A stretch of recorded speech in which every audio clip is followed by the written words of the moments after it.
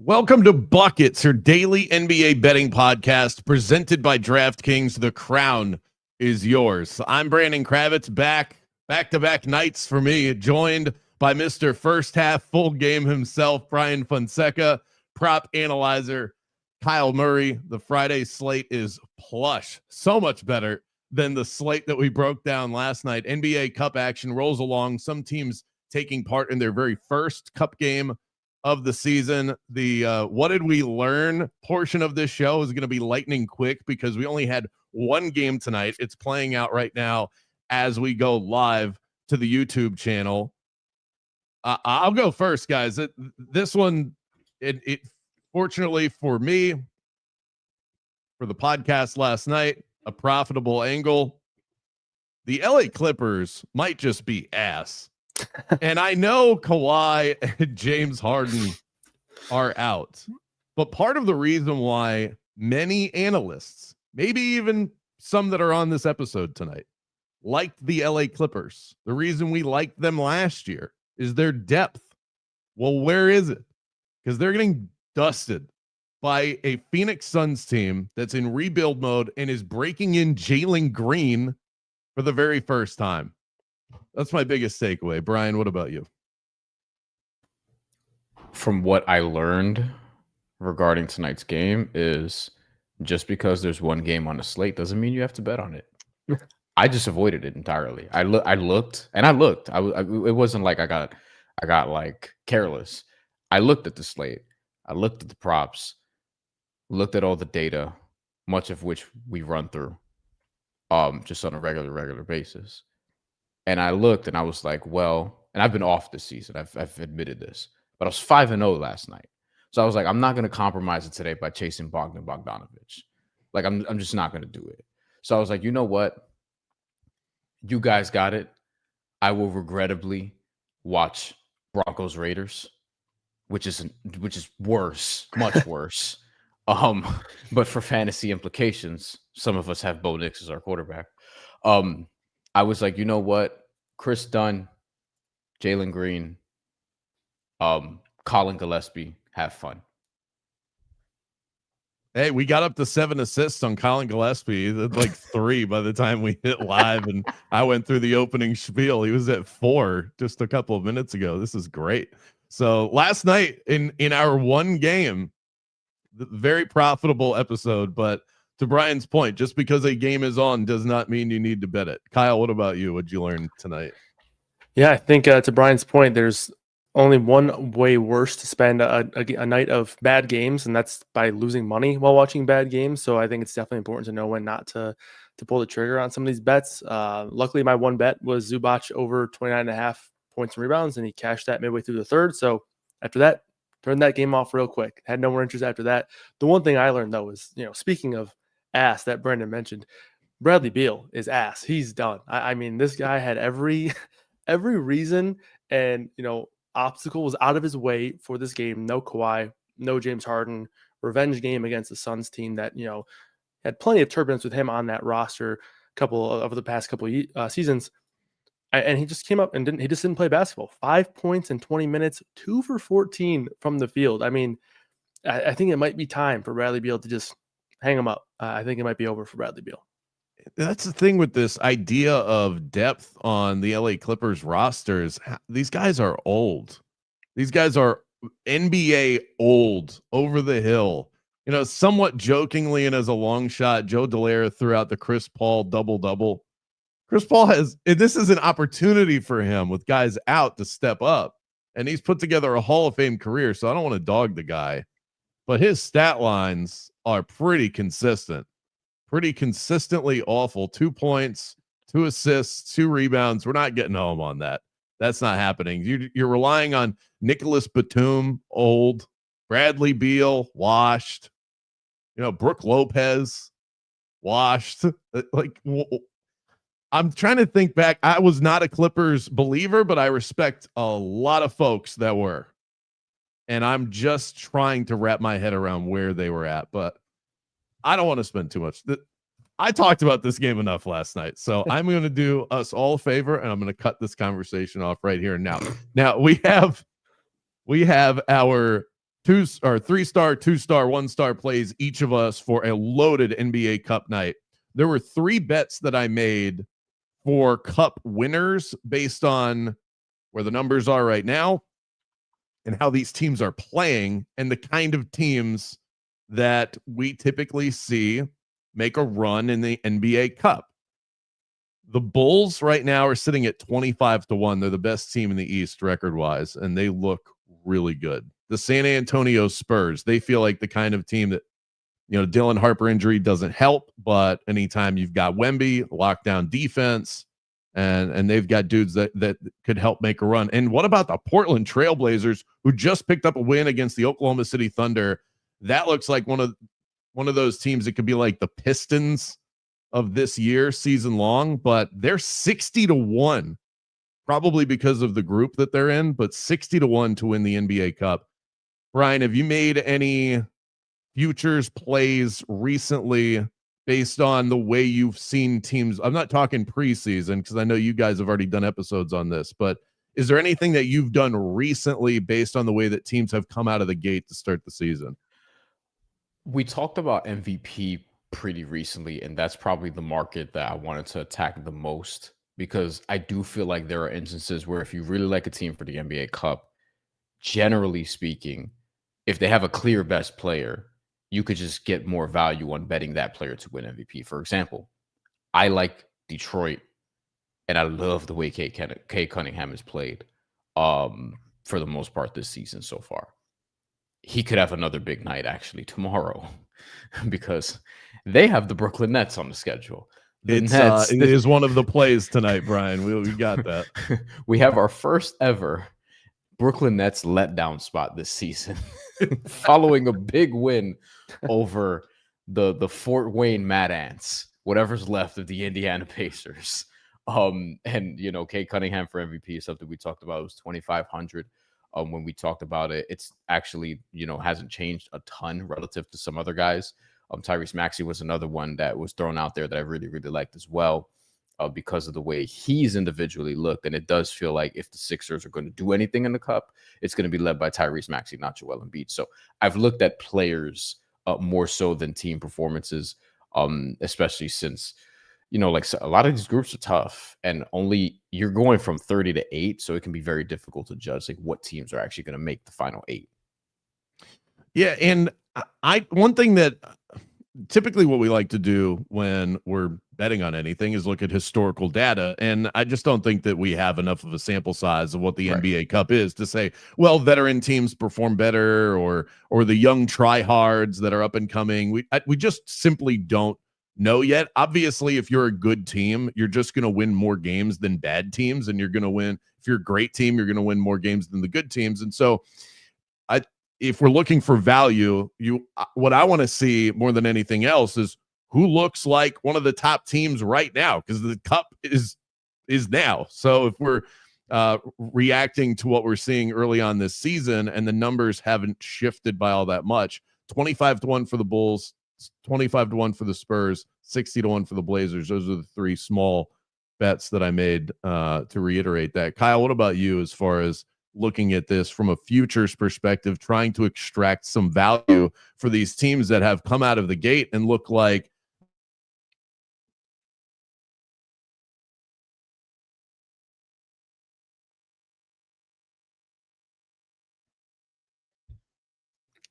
I thought that was on my end for a second. I thought it was on me too. Yeah, I guess yeah. I'll pitch in a couple of thoughts here on Sure. the Cup. I mean, for me, when looking at some of the futures, which I'm not a huge futures bettor, I like to obviously live in the prop markets, but for me, I was looking at some spots where maybe we would see injuries play out in the markets in terms of these NBA Cup, because teams, although they obviously want to win the NBA Cup, they're not going to be as aggressive in some of these injury situations. Like, we'll talk about LaMelo Ball. This was a spot where they were playing a game to potentially secure a spot in the playoffs. They're going to play him aggressively, whether it be a 50-50 shot or whatever. But with this scenario, it's not as significant where these teams are going to be as aggressive with some of these injury situations. So for me, I was looking for some spots like that, like the Lakers potentially with Reeves and Luka being a little bit banged up. Luka's back. Obviously, last night he looked fantastic. So like that group was a spot that I was looking at, but I don't see a ton of value because you have a handful of teams there, and then 2 or 3 of the teams are just really not all that great. So I know even though we've been dogging on the Clippers, they were a team I was looking at for this West Group Don't B. do it, Kyle. No, Don't I do can't. it. I can't do it now. But they were a team I was looking at a little bit more prior with some of these injury questions. So those are the scenarios that I was sort of looking at. I don't think anything's played out here to where I feel great about taking stands there. So I'll probably just stay in the day-to-day and live in the prop streets per usual. I also think that if you are in the market of taking a plunge right now, we have a couple of teams that have already picked up a win. And it's one of the reasons, too, on top of just the Portland Trailblazers looking like they're a pretty buttoned up team this year. They have wins over the Denver Nuggets. They've got a win over OKC.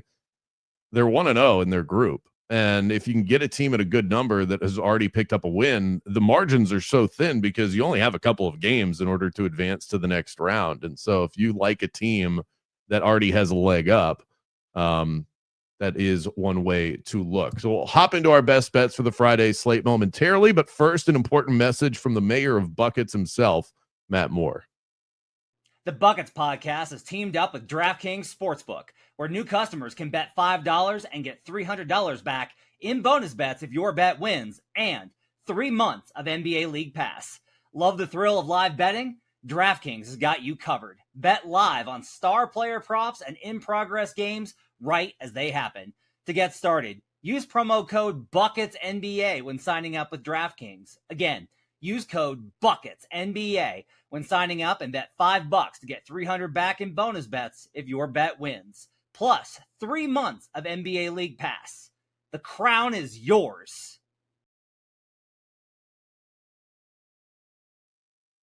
He's right about that. The crown, all yours. All righty, gents, let's get into our best bets. 3-star, 2-star, 1-star. Brian, what are we looking at for Friday night? 3-star is somebody I saw last night, Dante DiVincenzo, over 13.5 points. There's movement to 14.5 already. If you can get a 13.5, there's a couple still out there on the market, but 13.5 points against the Utah Jazz. Dante DiVincenzo is getting them up right now. Anthony Edwards just came back and undeterred 7 of 15 against his former team, the New York Knicks, at the Garden. And having watched that up close, covering that, he played 36 minutes. Anthony Edwards was on a bit of a minutes restriction and also played well in the first half in terms of creating a shot, getting to spots, but wasn't really, he didn't really have that juice in the second half. And they felt that because the Knicks really took over. But Dante DiVincenzo was a constant. So he's been over this in 3 straight, but it's more so about the attempts. 15 last game, 17 before that, obviously without Ant, 14 before that. And gradually he's been getting more throughout the year. And I don't think that's just because Anthony Edwards was out, because if you're looking at the way this team is going to need him now, given Mike Conley is older, speaking of old guys, we just talked about the Clippers. Mike Conley's another one where he's probably closer to the end, not probably, definitely closer to the end at this point. And they don't seem to trust Rob Dillingham. And really, how could you? Because he's not really showing a lot right now. It seems like that pick might end up being a bust. So Dante DiVincenzo might have to play big minutes from more of a floor general spot, but he's going to get up a ton of threes, and that's the other piece of this. His over-under for threes is going to be either 2.5 heavily juiced at minus 180, which it is right now, or 3.5, which, that's just a lot of three-pointers. But his last few, 11 attempts, 13 attempts, 12 attempts. If he's at double digits again, that almost certainly means he's going to be at least around 15 or so field goal attempts. So I'll take my chances. Even though he doesn't get to the free throw line a ton, I'll take my chances with that. I think the volume is going to be there. Utah, not a defense that necessarily scares me either. And the way Dante DiVincenzo has been shooting and getting them up and playing lately, Minnesota's going to need him. And on top of that, coming off of a loss, this does feel like kind of a bounce back spot for Minnesota. One of the Anthony Edwards is that he is making it a point to say, I know teams are gonna double me. I want to get my guys involved. And I think he is trying to take that star mentality of, I don't have to score 40 a night in order to make an impact. And Dante DiVincenzo, as you mentioned, did a great job while he was out. Another guy to watch in this game, by the way, low key, Svi Mihailuk, 28 points in the last game for the Utah Jazz. Perhaps a I was actually looking at the Jazz plus the points as a potential. They've been really good against the number, but I haven't gotten to the window on that. Kyle, what do you think about the Dante DiVincenzo play? Yeah, I like it quite a bit. Even when giving him a pretty conservative minutes projection to, account for this 11.5 point spread and, maybe an uptick in Anthony Edwards minutes, I still have him for over 15 points in this spot. It's a great spot for shooters here.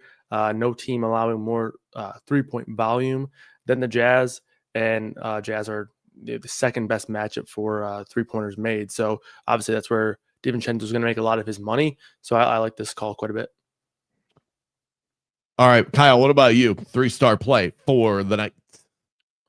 Yeah, I'm going to Chet Holmgren, taking his over 17.5 points. He's off the injury report here, gets a matchup against the Kings.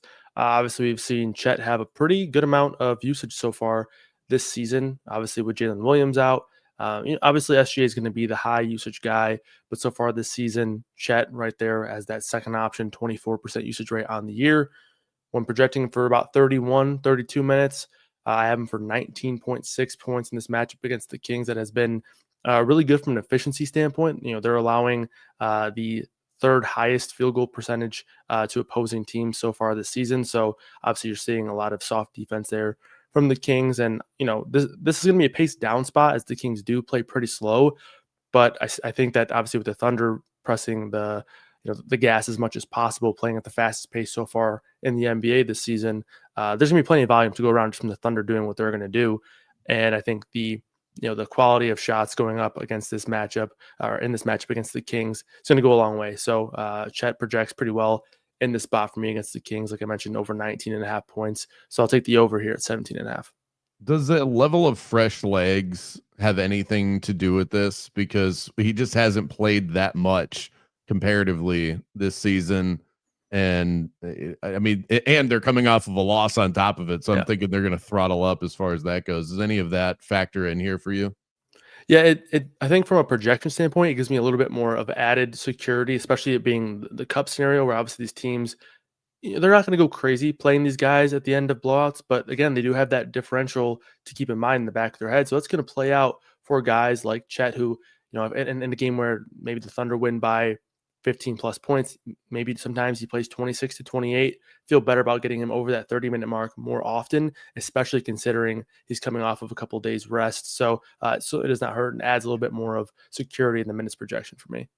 Brian, when you look at some star players, especially those that are on teams that are heavy favorites, that are supposed to win by a decent margin, that are also going to pay attention to that margin, does it make a night like tonight an even more advantageous night to take overs on star players that are on those sort of teams? Chet fitting that bill perfectly.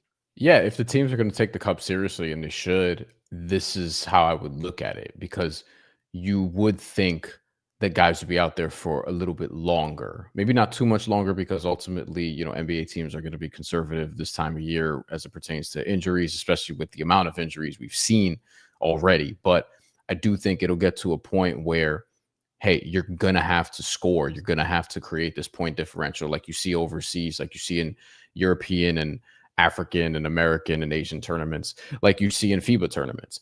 And I think with that in mind, I wonder we don't have a ton of data on this yet because it's the NBA Cup and it's newer. We could get it though, in terms of like how much more often you see star players like all stars get overs in some of these games, especially the early ones where we don't really know what the table is going to look like, at some point, because this is like the first couple games of the NBA Cup. And I would imagine now would be a pretty good buy spot. And then with Chet in particular against Sacramento, like, are you worried about Domantas Sabonis, assuming he plays? If he plays, he's questionable.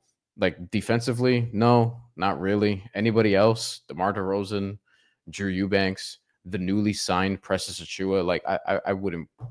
What are they gonna do? So as long as Chet Holmgren gets enough volume and is hitting his shots, I don't mind this at all. We have 2 3-star plays that are already in the bag. Dante DiVincenzo over 14.5 points for Minnesota. Chet Holmgren over 17.5 points for the Oklahoma City Thunder. Are you noticing a trend here in the NBA Cup? I'm going a different way. I'm going to take the Boston Celtics plus 3.5 against the Orlando Magic. Guys, you know me well enough at this point to know that this brings me no joy whatsoever. I hate sitting in that arena with a headset on with a play against the Orlando Magic, the home team. I don't like it, but Surprised they allow it. Well, we'll see after today. I rarely do this because it is the shittiest feeling in the world. Like, your halftime show is presented by, and I'm sitting here with this in the back of my head, but these are separate worlds that we live in. Okay. The Boston Celtics right now are simply the better basketball team. And I think we're getting some value here on Boston. The Magic 3-point shooting defense specifically has been the biggest problem for this team. If you look at where they were last year to where they are this year, they were running teams off the 3-point line. They are not doing that this year. And this is the wrong matchup. While they're still trying to figure all of that out, this is the wrong matchup philosophy-wise to go up against, because Boston is just going to get them up. And the Magic are consistently getting caught flat-footed in terms of their rotations defensively. And one of my favorite NBA bet-isms is fading teams that come home from extendo road trips. And this was it's got to be a long one, because I think sometimes we overplay this. This was a 10-day trip for the Orlando Magic that they just got back from. There's reacclimation that has to go into that, and I think that mitigates the rest advantage, because there's a 1-day extra rest advantage that the Magic have in this matchup. Bottom line is, this team is not playing well right now. The Celtics are the right side. I would be surprised if this ends up closing anything north of plus 3.5. Sprinkle on the money line too at plus 130, but I will take the Boston Celtics. Brian, you look surprised. Well, so I did a show earlier today previewing, among many other things, the Knicks' November schedule. They get the Magic twice, as you know, once in New York, once in Orlando. And I was looking at Orlando being like, are they going to get right by the time these two face off? One of them is, I think, November 19th, and the other one is shortly after. And the one after, I think, is going to be in Orlando, but I may have that wrong. No, not November 19th, November 12th, next week. And then the other one, yes, that's here. And then the other one's like 2 weeks down the line and toward the end of the month in Orlando, whatever. The point of it is, I do wonder, like, it's just from a grander scale, like, if Orlando doesn't get it together this month, and they look bad against a team like the Knicks, for example, who, like, this is who they're up against, from, like, this is who they want to measure themselves with, them and Cleveland. And if they don't look like they belong, I wonder if that seat, like, how hot is it going to get for Jamal Mosley? Because somebody's going to ultimately take the fall. And I still think Orlando can turn it around, but man, I don't like what I've seen so far. I know you haven't either. And I still feel like there's a really good team in there somewhere, but I'm not seeing it enough at all. And I don't think it's all on Desmond Bane. Like, I know that's a common thing, like, oh, this trade didn't work out, whatever. But to me, it starts at the top, meaning organizationally, but also with Paolo. And I think Paolo has to reach a level of consistency that you could trust on a night-to-night basis. I don't feel like that's really there yet. And then the other pieces are going to follow his lead ultimately. And right now, that's hard to do. Yeah, it can't just be a parade to the free throw line. His mid-range shot hasn't quite been there. The 3-point shot has never been his specialty, but it needs to get better. And Franz, same thing. That team is, Jamal Mosley will take the fall if things don't go well. And if they continue to go poorly, it'll probably happen in a month. That's just the reality of the NBA. I mean, if Mike Malone can get fired, anybody can get fired. So that's the way it is. But yeah, I mean, the team's going to go as those two go. Kyle, any issue with the Boston Celtics on Friday night?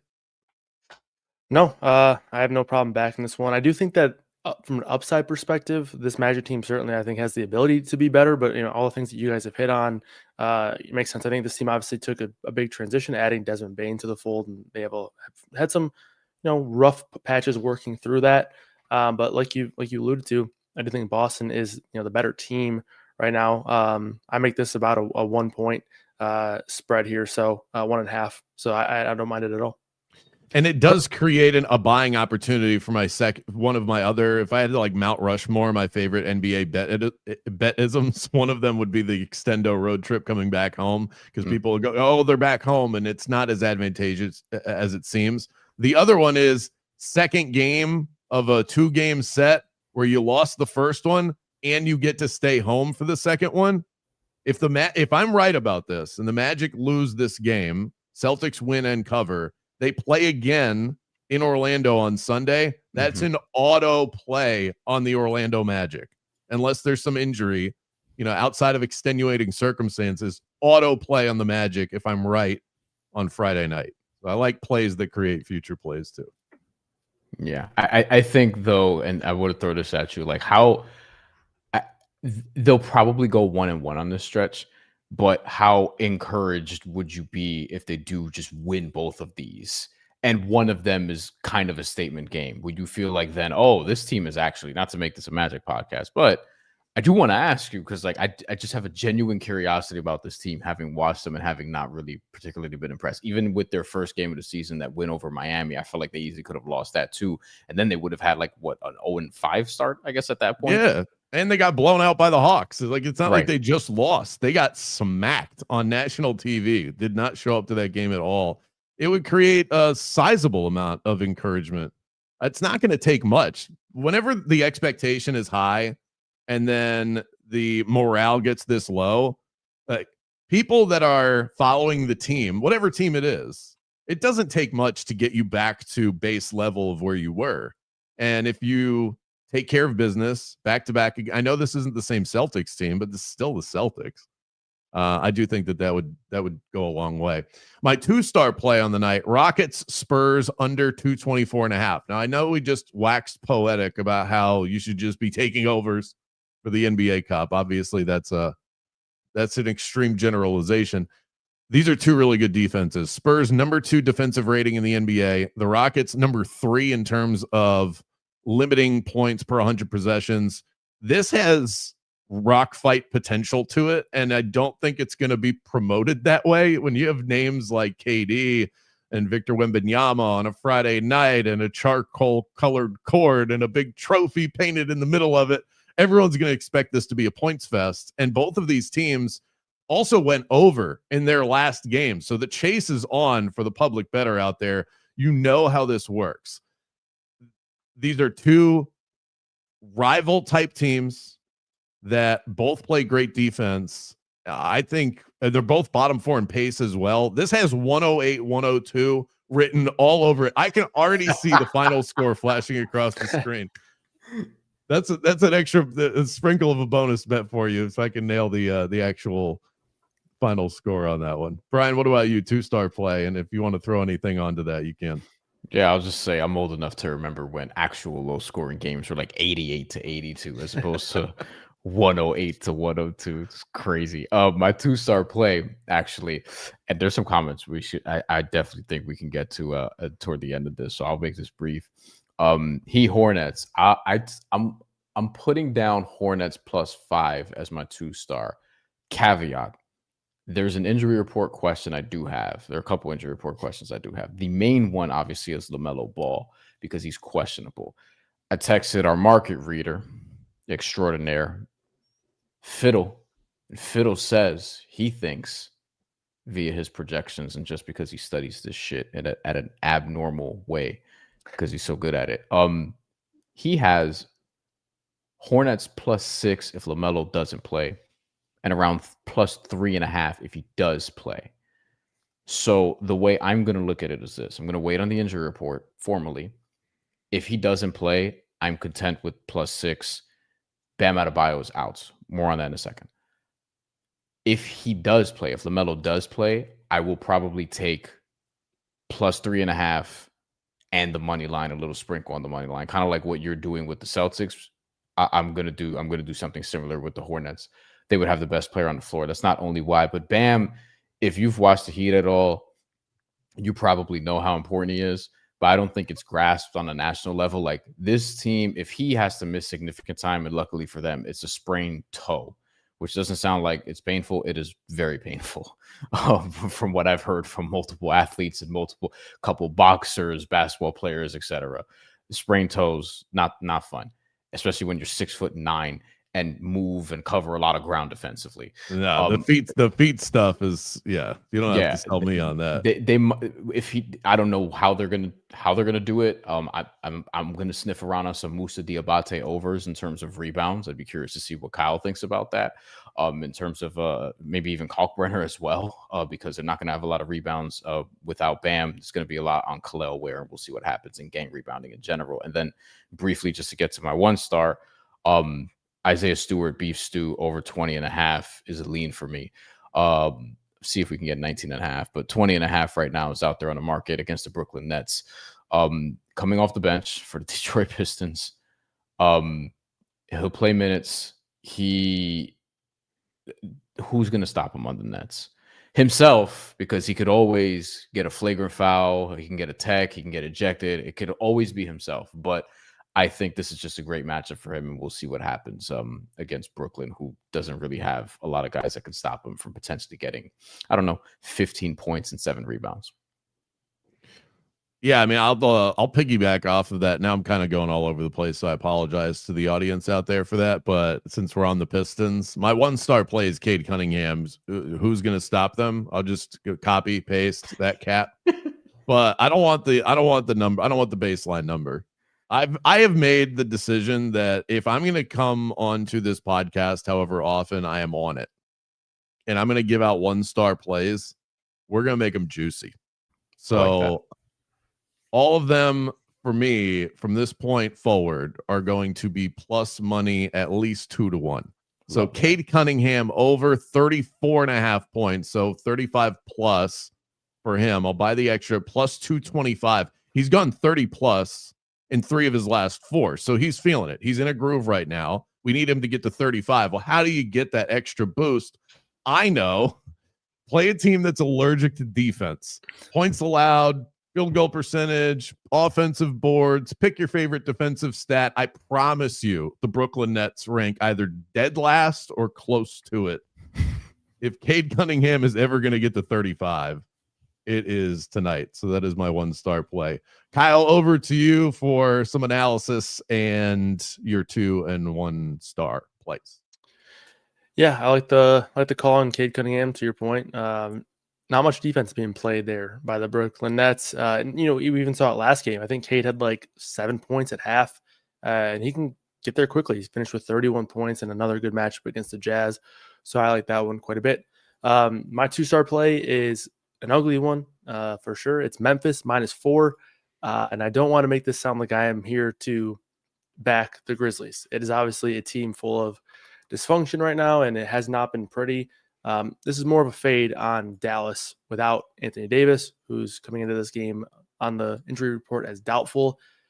He's not going to play. So when you take Anthony Davis out of the equation here for this Dallas team, I know they have some guys who can step up offensively and have big games. We haven't seen it from Cooper Flagg yet. Washington's not really a guy I'm going to bank on to go out there and score 25 plus real life points. So I just have a difficult time finding this team scoring points consistently on the offensive end. So that's kind of where the play is residing here for me. Don't want to make it sound again like I'm back in the Grizzlies. More so just a fade on Dallas here. I think this 4.5 point spread is not giving enough credit as to how much Anthony Davis takes away from this team and the quality of basketball they can put on the floor. They just lost to the Pelicans without Zion by 2 points. They obviously did keep it fairly close there against the Rockets a few nights ago, but nonetheless, I'm going to fade Dallas here. And unfortunately, it has to come at the hands of the Memphis Grizzlies, but again, it's more of a fade on Dallas, and I'll happily do that with Anthony Davis out of the equation. So Memphis -4.5 is my 2-star play. That is the gutsiest call on the podcast today. And that's saying something because we have a Hornets ticket. I don't know. I just can't do it. I cannot back if they're going to let Ja play with his lack of effort. He's 11 of 35 in his last 2 games. He's been awful. And the Mavs still have some talent.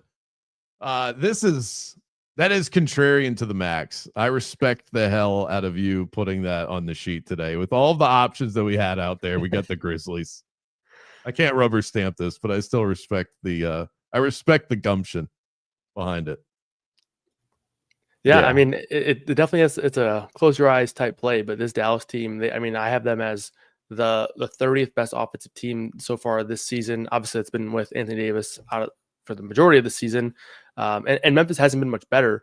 But I still make this game, a 9.5 point spread. So just gonna follow the numbers there and understand that it is an ugly one, but hopefully Memphis can get it together for just one game and win by 5 here.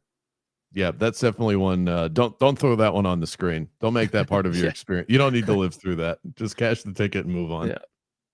And then your 1-star play for reminders, Jakob Poeltl. Explain that one for us. Yeah, really good rebounding matchup here for Poeltl. He returns to the lineup the other night. Only played 20 minutes, but he did start, and the Raptors came out and they were transparent about him being on a minutes limit. I had him projected for 23 minutes for that game, so he only played 20. Still had a strong showing there, but fantastic matchup in terms of rebound chances and rebounds allowed here, with the Hawks being one of the worst teams on the glass, currently allowing the 4th most rebounds to opposing big men so far this season. In that game the other night when he played just 20 minutes, he had 9 rebounds. So when he's on the floor, obviously we know Jakob Poeltl can soak up a ton of this rebound production, but I'm also betting on an angle in which we see maybe a couple more minutes. There are a few ways that Toronto can get some young guys more involved with Mamu and obviously Murray Boyles, who's been getting some time at the 5. But nonetheless, I still think Poeltl is going to be the guy who's going to mostly be starting and playing 24 to 26 minutes. If he's limited, and maybe he's in that 22 to 24 range. But I'm banking on him seeing 23 to 25 in this spot. So in a 24-minute projection, I have him for close to 8 boards in this spot. So I'll take the over at 6.5. We are going to get to some of the comments that have rolled through. You guys have some really good questions on there on the YouTube chat. So if you want to throw any more, feel free. We are reading through those, and we will get to that in just a moment. But first, our DraftKings parlay segment. We are going to slam together 4 of our favorite plays on tonight's episode. My 3-star play, Celtics plus 3.5. The Memphis Grizzlies minus 4.5, which is Kyle Murray's 2-star play. We have the Charlotte Hornets plus 5. I think we're going to get this up to 5 for Bryan Fonseca. Nice, neat number for the parlay. And then my 2-star of San Antonio and Houston under 224.5. We're getting that at plus 1249. That right there, your Friday night NBA Cup parlay presented by DraftKings. The crown is yours. All right, let's head to the comment section because we've got some good stuff out there right now. We've got one of the latest ones. This is from Stop Geo, who said 12 games tomorrow. I'm going to prefer to make my plays with my eyes open, Kyle Murray. You're still my guy, though. Hey, you can make the plays with your eyes open, but after you put them in, then you close your eyes and then you open them again when the money hits your account. Or if you're going to make whatever your number is, whatever you're comfortable with out there, let's say you got 4 or 5 plays on the night, you can watch 3 of them. Cover plenty of time. You're covering plenty of ground with that, and just let a couple cook in the background. It's like marinating a steak. You don't just stare at it in the refrigerator. You just let it sit there. Exactly. Facts. Yeah. We got D Johnson says thoughts on Scotty Barnes over 30.5 PRA, Giannis over 44.5 P&R points and rebounds. What do you think, Brian? The Giannis one sounds high, but he's playing the Bulls. And I know the Bulls have been good defensively this year, but Giannis is Giannising a lot. This is going to be yet another year where we'll get to February and it'll be like, oh, who's the MVP? Is it Jokic? Is it Shea? Is it this person? And it's going to be like, what about Giannis? Because we don't know how good Milwaukee's going to be at that point. Now, he didn't go crazy in his last game. It was, limited to just 24 minutes, but he still had 22 and 8 in those minutes. So if you get a good minute sample size, and we did talk about overs for star players and whether or not that can translate in the NBA Cup, if you're anticipating he's going to be out there longer, not that this is going to be a blowout between the Bucks and the Bulls. It honestly shouldn't be. I think you'll be at least in range. The Scotty one, I think, is one that I can stomach a little bit easier, just because of like I know this game could get a little maybe gross, but because the Raptors, they're not always the easiest watch from an offensive perspective. But Scotty Barnes has been good. He hasn't gotten a triple double yet, but he's sniffed it a couple times, including a couple games ago where he did get 19, 12, and 8. I think it was against the Memphis Grizzlies. So yeah, I don't mind either of them. I ain't gonna tell you to not play them. You're our. I mean, when you have star players in situations like this, it's kind of hard to talk people off of it. I would say limit your. I know that some people like to slam these together. Limit that, but Scotty Barnes cooked against the Atlanta Hawks last time they played. One concern that I have is Atlanta they have found some heat within them, and this is a major revenge spot. I actually thought about playing Atlanta. My card is already pretty full as it is. We all have our limits. But Atlanta is definitely in consideration. One more I was going to throw your way personally, because you mentioned the Bulls, plus 146 on the money line for a team that's been this good against a Bucks team that is sketchy at best. Regional rivals or home court, I think, means less. That's one that I'm definitely considering. And I would assume it was questionable. So chance he plays, which would help Chicago. Kyle, what do your projections say, if you have that in front of you, about Giannis and Scotty for this game? Yeah, it likes Barnes quite a bit. I haven't projected for 34.5 PRA in the spot. And I think one thing worth noting for this Toronto team, we've seen these guys, Barnes, Ingram, even RJ Barrett and Emmanuel Quickly, they kind of haven't really been full gas in terms of minutes. But in that first NBA Cup game, majority of these guys played 34, 35 minutes. So it seems like they got a little bit of a bump in minutes. That's one thing that I think is very important for NBA Cup player projections. And then Geoengineering did mention that Scotty Barnes tweaked his hand or finger bad enough that he left the game last game. Worth noting, but for what it's worth, they lost by 28, 30 points. So I'm not overly concerned by that. He's not on the injury report. So not something I'm too worried about. So I can vouch for the Scotty Barnes play. And then for Giannis, I am projected at 50 PRA against a team in the Bulls that likes to run. Both those teams are top 10 in pace, so that should be a pretty back and forth game. So I think both good calls here. This one from Shane says, just got in here. What do you guys think about the Raptors +1? It's actually +1.5 on DraftKings. Get the best of the number always. -105 on the money line. I think the Raptors are possibly the better team with the Hawks not having Trae Young, but at the same, as far as like season, if I were looking at this season long analysis wise, but the Hawks have found a little something right now. They're in Atlanta, and they opened the season against the Toronto Raptors, and the Raptors spanked them. Yep. This is spot play wise. This is Hawks all the way. Brian, do you have any read on the side as far as this goes? Shocking that the Atlanta Hawks look pretty good without Trae Young. That's I know. That's why I kind of hesitated when I said they're better with Trae Young, because I'm not even sure I believe that, but technically that is supposed to be the case. There's just some dudes who put up numbers, and then when you take them off, it's like, oh no, and then it's like, it's part of the reason why you want to. It's part of the reason I think you want LaMelo Ball to be out, so you can get that +6 and not have to deal with Melo. I think that's a little bit different, just because Miami, I mean, if you don't have Bam, like Peyton Gibson, I will get to you in a second, but like if you missed it earlier, we did talk some Hornets against Heat. Shane, as far as you go, like I tend to agree with Kravitz here, but I also wonder, if Scotty Barnes is out, will you get a better number? And if he's out, will that scare you off? Because obviously Scotty Barnes is very meaningful, although I do think there's still something to be said for whether or not long-term they have the best starting five possible, because there's a lot of clutter there that they still, I feel like, need to sort through. If he's out, though, I'm looking at RJ Barrett overs personally. Peyton Gibson did ask Hornets dog of the day. They are in consideration for sure. They're in the parlay. Listen, I said it earlier for people who missed it. I like Hornets +6 if LaMelo's out. Fiddle says, because I texted him, he thinks it's going to be +6 if LaMelo's out, and +3-ish, 3.5 if he's in. And I'm like, okay, I think the Hornets, if LaMelo's there, and maybe even if he's not, I think they're really live here. Sexton, they're going to have. Norman Powell's going to play for the Heat, we expect. I'm expecting a lot of Jaime Jaquez, but maybe I'm too high on the Hornets because preseason I had their over.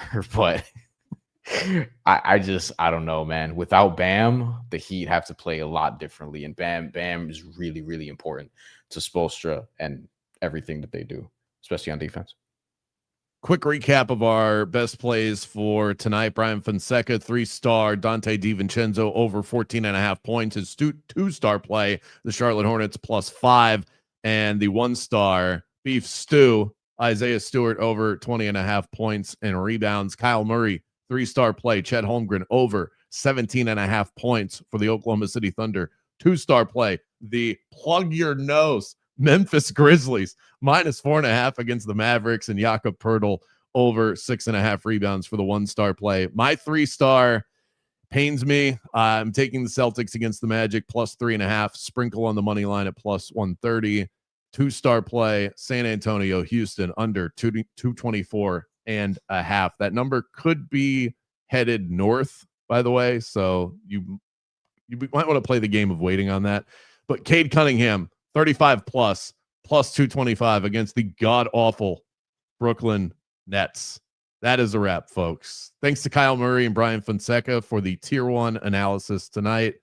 If you want to tail any of the bets that we just talked about, you can find the quick slip link in the podcast and video description, or head to actionnetwork.com/bet now. Shout out to DraftKings. We'll see you next time. And until then, my friends, let's get buckets.